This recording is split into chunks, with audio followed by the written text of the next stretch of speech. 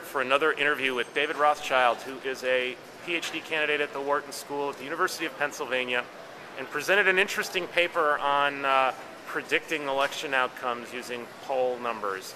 Let me set this up. Everybody that reads Pollster knows about the vote preference question. If the election were held today, for whom would you vote? You did some modeling of election outcomes using that and a different question. Which one? Well, so it came with a discussion with my co-author, Justin Wolfers, and we were talking about this concept. There's a question which says, if the election were held today, who you're going to vote for. We're all very familiar with that. There's another question which is occasionally asked in polls, at the same time, the same people, and it says, regardless of who you're going to vote for, who do you think is going to win the election? And when we were thinking about this question, which we saw on occasion, we said, hey, if you had a perfectly representative sample, or if you literally asked every voter right before they walked into the polls, then this intent question, the first question, who you're going to vote for, is great. It gives you the entire thing. But now, that's never the case. There's always a scale between asking one random person and asking that. And the idea being, it's somewhere along that scale, maybe right next to it, or maybe further down the road, this question, this forecast question, who do you think is going to win the election, is going to be more accurate and provide more information when it's translated into forecasts. And that's what we focused on, and that's what we were kind of gathering data to look at. Okay, so you gathered data from what kinds of elections? We gathered data from all sorts of elections. We gathered data from 8 different countries, USA, Great Britain, France, Australia were the biggest. A lot of presidential elections, a lot of presidential electoral college elections, but also some gubernatorial, Senate, House elections, actually just anywhere we can find where they ask the same question, both those two questions in the same poll, and as well as anything that had 2 major candidates, because we were kind of focusing on that just to start out. Right, and so really quickly, about how many were U.S. and how many? All right, so it's about 750 or so of the observations are U.S., about 250 of them are outside the U.S., and we have about 433 distinct elections running from anywhere between 1 to 96 observations per election. From what time period? And the first ones actually start in 1936, running through the present. Now, everyone who's probably listening to this probably knows why we started in 1936.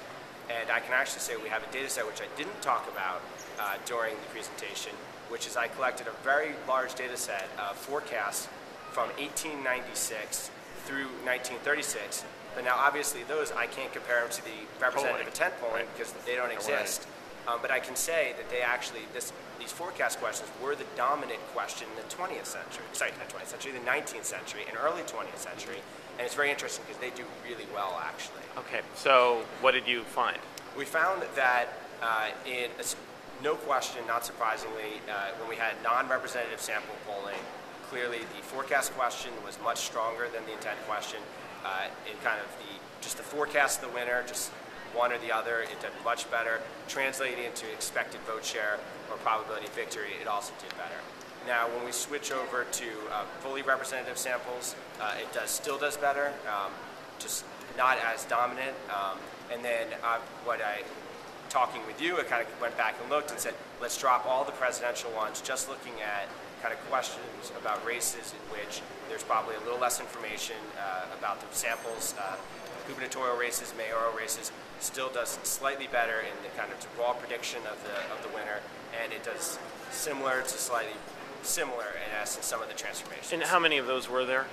We have about, I believe, about 65 to 70 of our sample.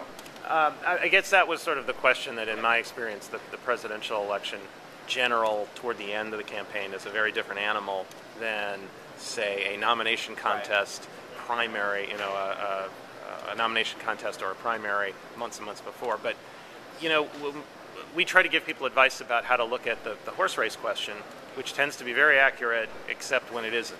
Right. Right? So when you have a really well-known incumbent and an unknown challenger, but that person gets known and runs a campaign, it can turn poll numbers upside down.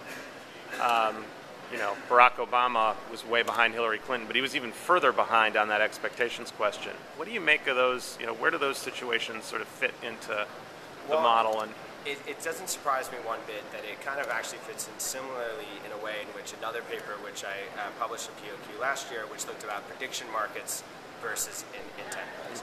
And in a way, this forecast question is similar to a prediction market in the sense that they're asking a similar question. It has different incentives. But in places where there's low information and in places where there is essentially less knowledge about the representative nature, less intent poll basis, we're going to feel that the forecast question is really going to be a very informative question and provide a lot of information. And as I said, I mean, even in the worst case scenario, even in the very high information settings, it's going to be useful and add to it. In the lower information settings, I think it's going to be somewhere where it can really, really provide a lot more information because it's looking forward to Election Day versus just simply looking at time. All right. David Rothschild, thank you very much. Thank you very much for your time.